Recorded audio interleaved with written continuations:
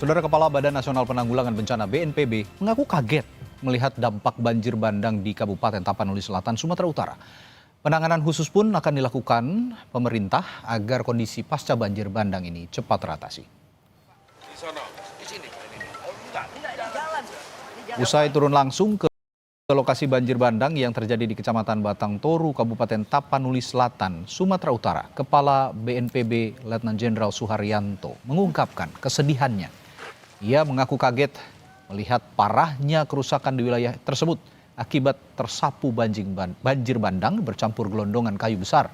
BNPB juga membuka posko penanggulangan bencana di Bandar Udara Silangit, Kabupaten Tapanuli Utara. Juga kita meneteskan air mata kan melihat seperti itu penderitaan masyarakat. Memang sekarang yang masih harus penanganan khusus ya Tapanuli Tengah, Sibolga, Tapanuli Selatan akhirnya sekarang ini. Nah, Tapsel ini saya surprise begitu ya, saya tidak mengira sebesar ini. Saya mohon maaf Pak Bupati, baru kali ini.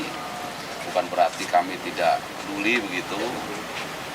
Ya mungkin karena Pak Agus, Pak Yana Mora ini nggak mau terlalu membebani pikiran, jadi masih semangat terus begitu beliau. Artinya logistik dan segala macamnya masih tercover. Presiden Prabowo meninjau lokasi bencana di Sumatera melalui Bandara Raja Sisingamangaraja 12 di Silangit, Tapanuli Utara, dan langsung bertolak mengunjungi korban bencana ke Tapanuli Tengah. Kedatangan Presiden di Tapanuli Tengah disambut Kapolri Jenderal Listio Sigit Prabowo dan Panglima TNI Jenderal Agus Subianto. Gubernur Sumatera Utara Bobi Nasution dan Bupati Tapanuli Tengah Masinton Pasaribu juga hadir. Presiden saudara berkoordinasi memastikan penanganan bencana berjalan optimal. Presiden juga memastikan pengiriman bantuan pada seluruh korban terdampak.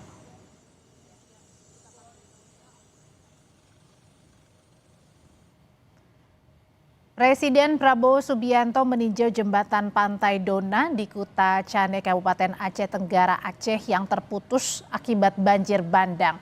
Jembatan ini menjadi lokasi pertama yang dikunjungi Presiden dalam rangkaian peninjauan di Aceh. Usai meninjau jembatan yang rusak karena banjir bandang, Presiden kemudian melanjutkan ke posko pengungsian Desa Bambel Baru yang terdampak banjir di Aceh Tenggara. Prabowo yakin telah memberikan anggaran yang cukup untuk fasilitas dan prasarana di tiap desa dengan melakukan efisiensi di lini pusat.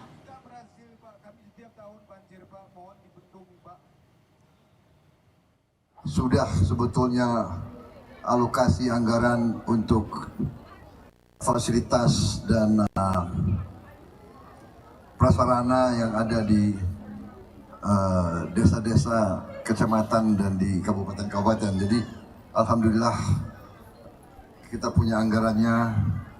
Kita lakukan penghematan banyak di pusat supaya sebanyak mungkin bantuan, sebanyak mungkin kita bisa membantu kepentingan rakyat di paling bawah, desa, kecamatan. Itu sasaran kita.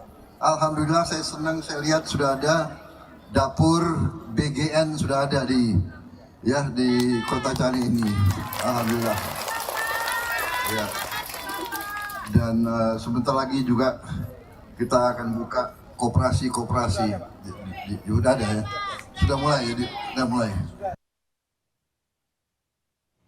Di sela-sela kunjungannya, Presiden Prabowo menyempatkan diri mendengar aspirasi dari para korban banjir dan longsor di Aceh Tenggara. Sambil duduk, Prabowo menyapa korban yang berada di tenda posko dan mendengar keluhan para korban.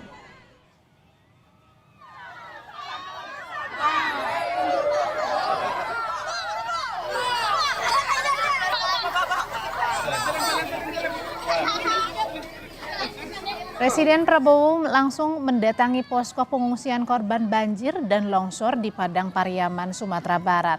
Prabowo turut menyapa korban banjir dan longsor di posko pengungsian yang mayoritas ini diisi oleh anak-anak dan perempuan. Presiden berjanji akan memperbaiki seluruh fasilitas yang rusak, termasuk rumah warga.